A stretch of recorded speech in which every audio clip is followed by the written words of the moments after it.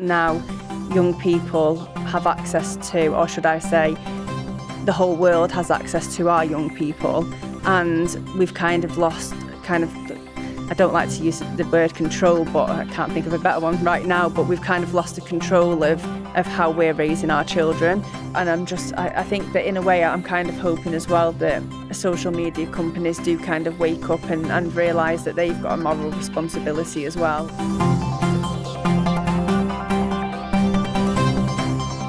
Hello and welcome to Ways to Change the World. I'm guru-murthy, and this is the podcast in which we talk to extraordinary people about the big ideas in their lives and the events that have helped shape them.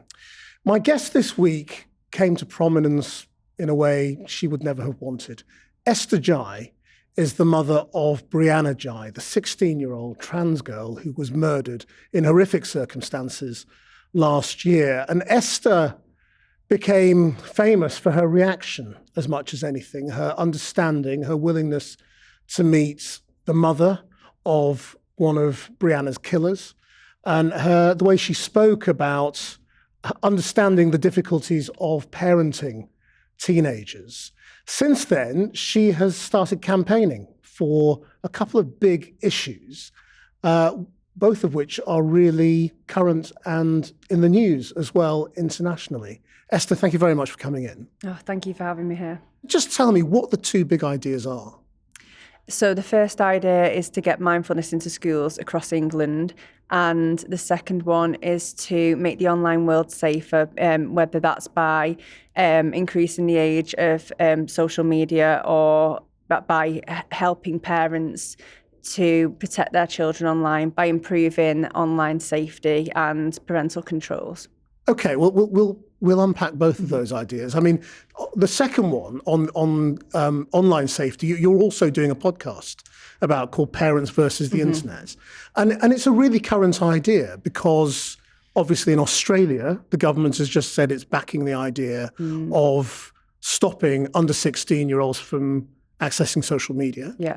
And there is a private member's bill in this country as well, which the government is considering supporting.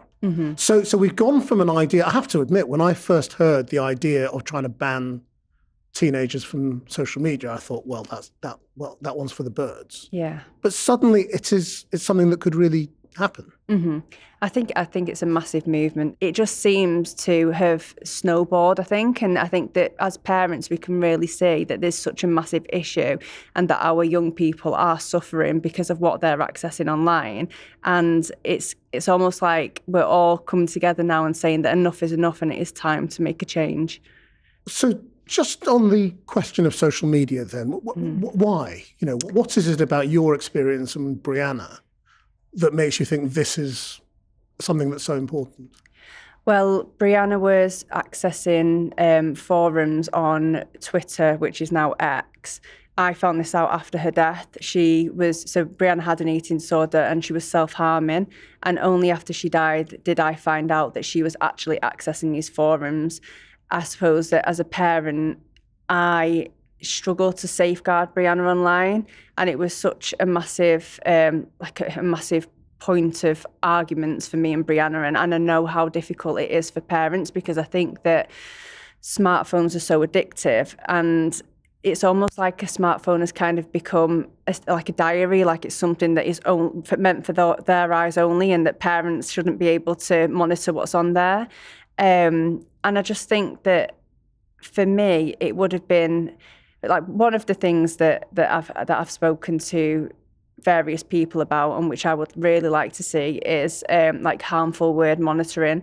So if the child's phone is linked to the parent's device, then and the child is searching like how to self-harm, or even in the most horrific cases, such as like Scarlett and Eddie planning Brianna's murder online on WhatsApp, if that flagged to the parent's phone, then we would be able to do something there and then. We would be able to get them support. We would know what they're dealing with.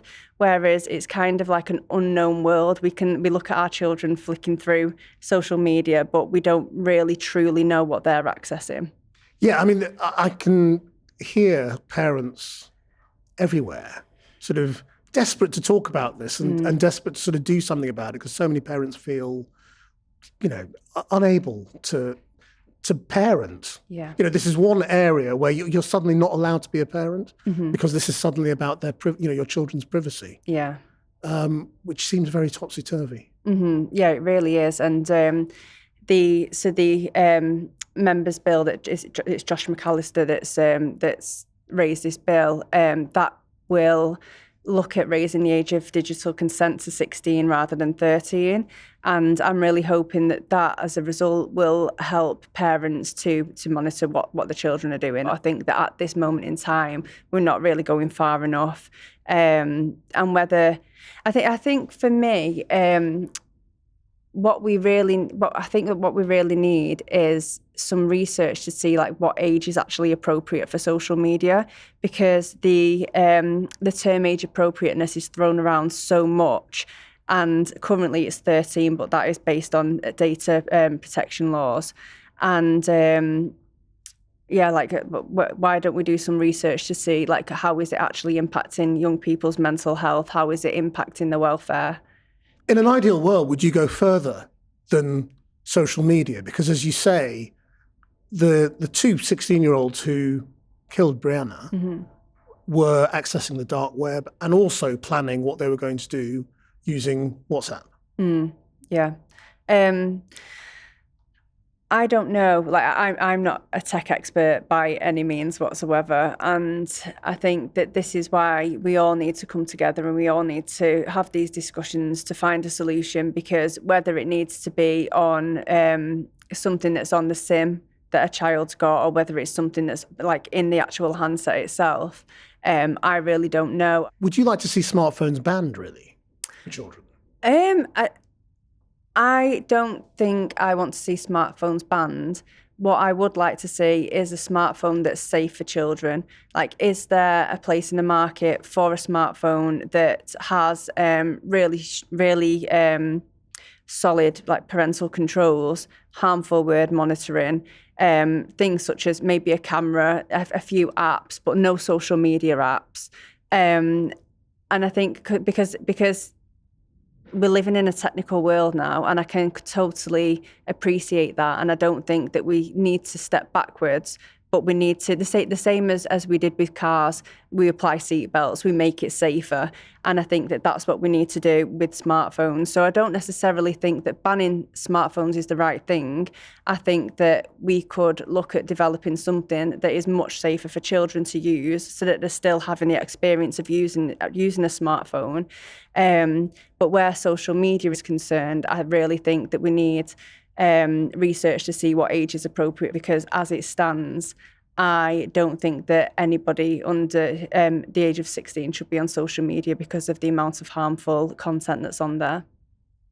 So when you think about those two 16-year-olds who took your daughter away, I mean, do you think of them in a way as victims of the modern world, or enabled by technology, or as bad people? I think that I'm not really sure how to answer that. I think that there's so many young people now that are being influenced by what they're accessing online. And I think that this is another issue, because things that might not be deemed as harmful are still influencing our children. And I think that at one point, perhaps like when I was young, you were influenced by your family and by your peers, but now young people have access to, or should I say, the whole world has access to our young people. And we've kind of lost I don't like to use the word control, but I can't think of a better one right now, but we've kind of lost the control of how we're raising our children. They're essentially being raised by lots of other people that we don't even know who these people are that they're speaking to. I mean, if you'd have had these sorts of controls or access to what Brianna was doing online, how do you think she would have felt about that? I think that after the age of 14, if I swooped in and said that you've got this new phone, then she probably would have not really been very happy about it.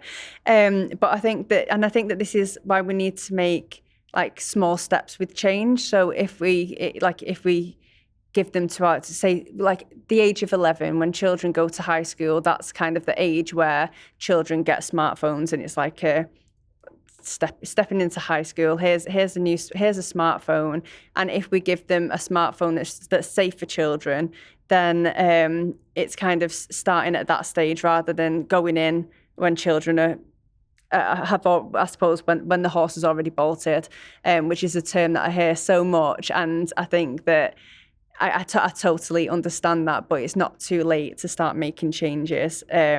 Because I mean, what is the truth about how much Brianna's life and social life was online? I mean, it was reported at the time that she had this vast social media following and was helping other trans kids online. I mean, is all that true?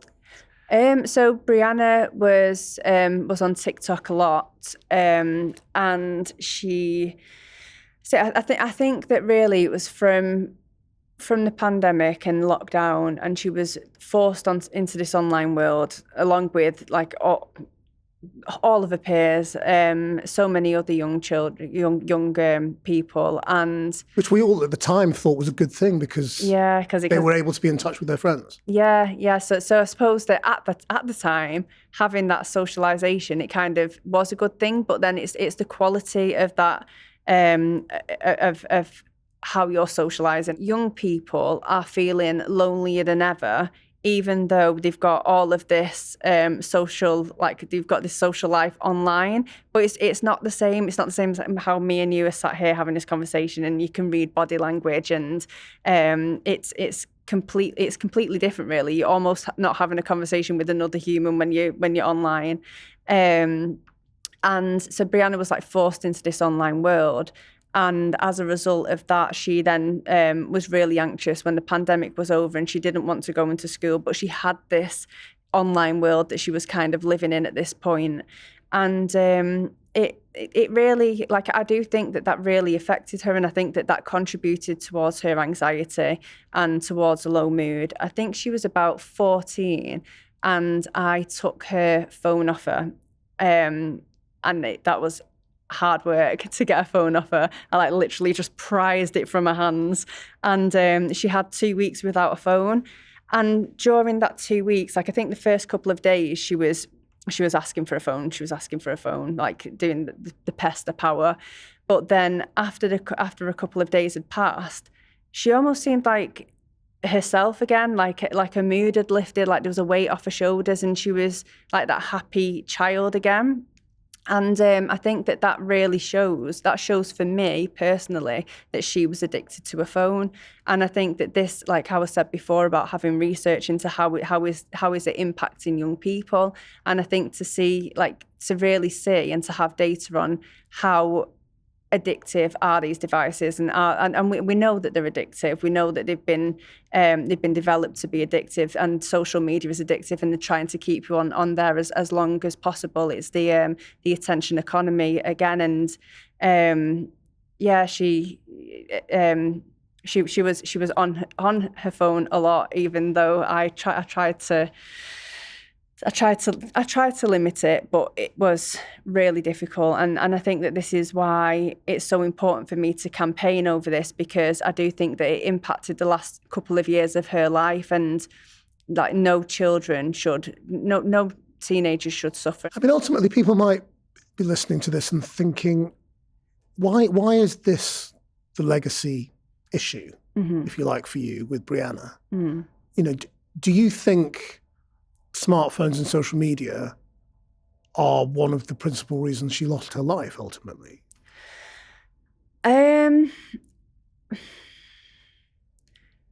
I think that it contributed to her losing her life. I think that it contributes to a lot of violence in the UK. You just have to look at the horrific stabbings that happened in Southport, and how like the misinformation then led to all of the riots. So yeah, and that's mainly adults. Adults are easily influenced online, so of course young people are influenced online. So I do think it was a contributing factor, but I think that mainly for me, it's important to, I think, for me, because I've got this voice and I want to be able to support young people, but the families as well. And I think that it was so difficult as a parent to manage this and to safeguard Brianna online. And I want to be a voice for other parents because I know that they're struggling too, and I know that they need more support. And I think that it's not just a responsibility of the parents, it's a responsibility of the government, the tech industry, the parents, the children. Like it's something that's impacting us all. And it would be selfish of me now to not use my voice to make things better.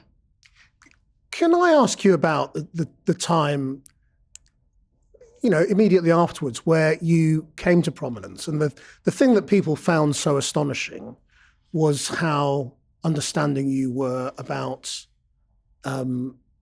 Scarlett Jenkinson's mother as well. And why that was your reaction and how you feel about it in retrospect.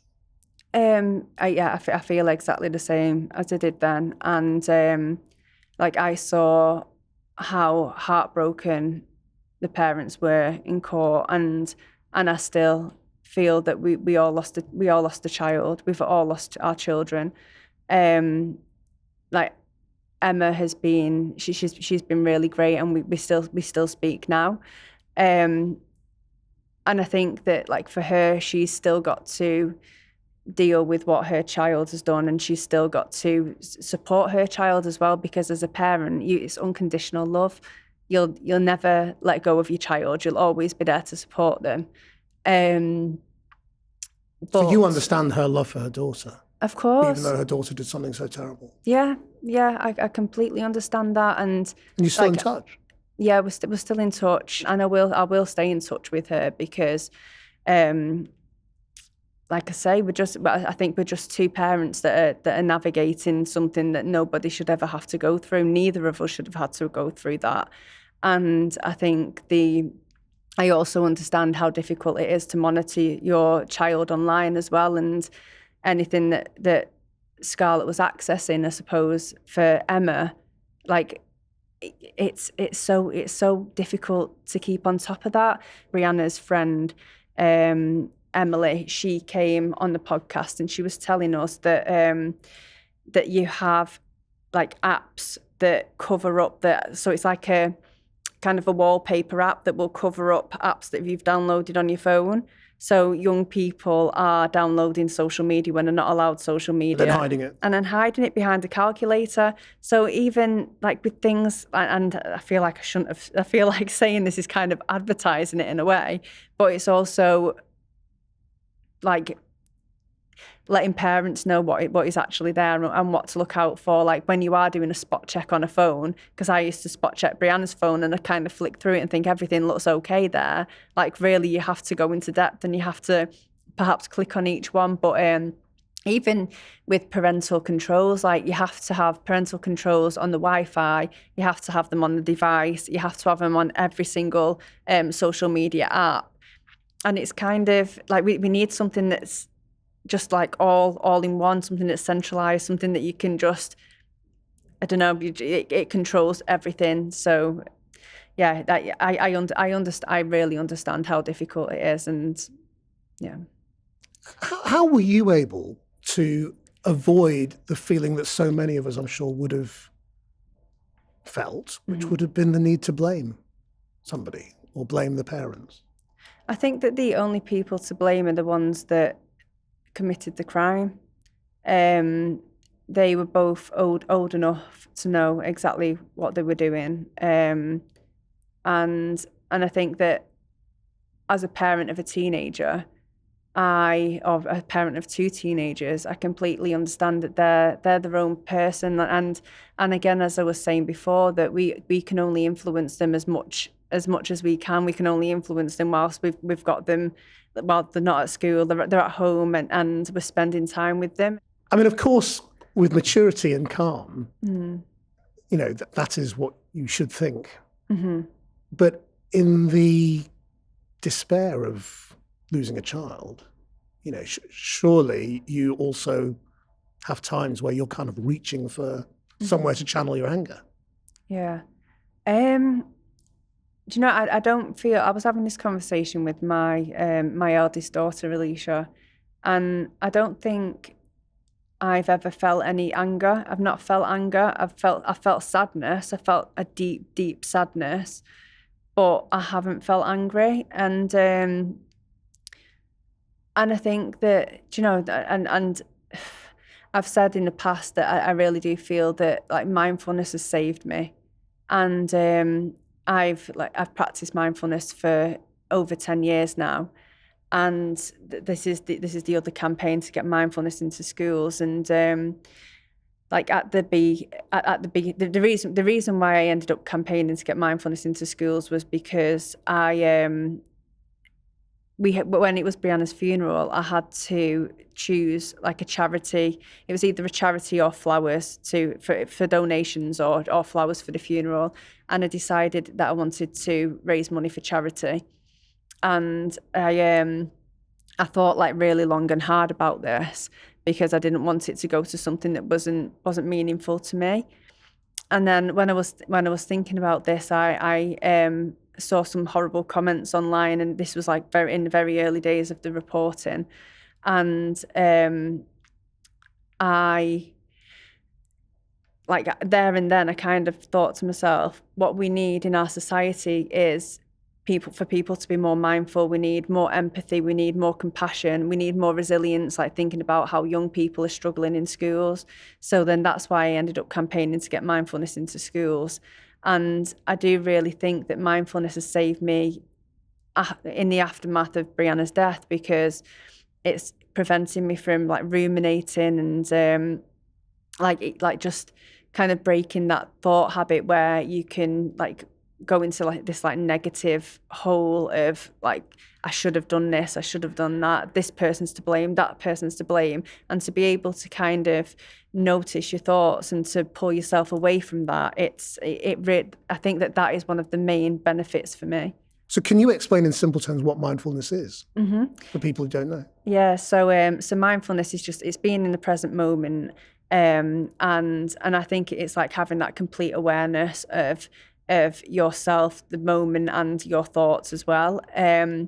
And I think that like, there's such a misconception about mindfulness that it's something that's maybe a bit like airy-fairy or woo-woo, but it's really not. It's for me, it's almost like going to the gym and lifting heavy weights, and like that if you're like I really like to meditate. Like there's so many other techniques that you can use, and the Mindfulness in Schools project do an absolutely amazing job with their curriculum, and they don't really tend to have the children sitting down, sitting still. They do like moving practices, but I really like to sit there and meditate, and then you have like thoughts that come into your mind, and every time that you have a thought, you can acknowledge it and then let it pass. And for me, it's like going to the gym. Like every thought is like a weight, and like you're doing these repetitions, letting the thoughts pass, and it just helps you to focus. It helps you to focus on something that's maybe positive or productive. Why do you think it would help children? And do you not suspect that a lot of kids would just think, oh, it's a load of nonsense? I mean, my son went to a school where they do meditation, and they do a short meditation before every class. Right. Now, that sounded great, but I know a lot of the kids just kind of didn't really do it or thought it was all nonsense. Or how would you get kids to sort of buy in? How old is your son? Is he? Well, now he's 17. But... Right, okay. So he was in high school. Yeah. So I think that I really think that if we get it into primary schools, and we teach mindfulness practices from a very young age, and that follows them through, then it's making it become the norm then. So if we normalize it, because like I say, at the moment there is the misconception that it's not anything that's necessarily beneficial. And I think that also teaching children a neuroscience behind it as well. It's like what's actually happening in your brain when you're feeling anxious or when you want to lash out. It's kind of understanding that, because I think that knowledge is power. And once you understand what's happening in your mind, then you can control it better. And because I'm just like, we're going back to teenagers doing it, like I'm thinking that if I asked Brianna to do a mindfulness session, if I told Brianna to come and sit down with me and meditate, she would. She would give me that famous eye roll, and yes. So I do think it's a case of getting it into primary schools, letting it become the norm, and then having it follow children into high school, and then because then, like I say, it's just normalised. Then it's not something that's a bit out of the ordinary or strange. It's something that they're really used to. I think it's just learning how to take care of your mental health, and it's just giving them tools to deal with uncomfortable situations or stressful situations.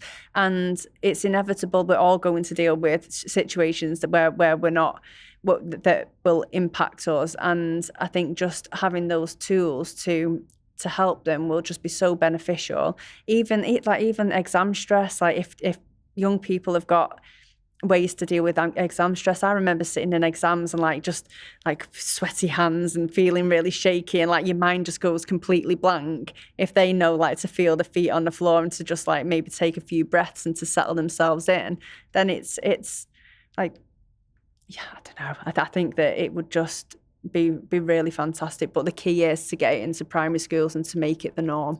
I think we do need it in high school, as well as all of the other kind of crisis point things that we've got. But I think that's the other thing as well with mindfulness. It's like prevention. We can possibly prevent. There's over 300,000 young people that are on the waiting list for CAMHS.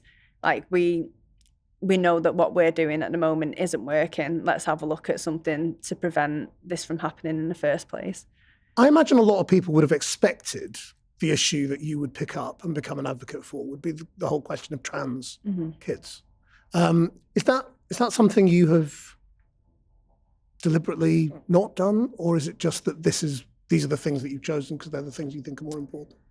I think that if we do something that includes the whole of society, if we do something that's going to benefit all young people, if we do something that's going to improve empathy and resilience for all young people as well, then that's going to help every single community in the UK, and including the trans community. If we focus on one community, then we're kind of we're not really looking at the bigger picture. And I think that society as a whole needs to improve to make things better for everyone. So what would you regard as success here?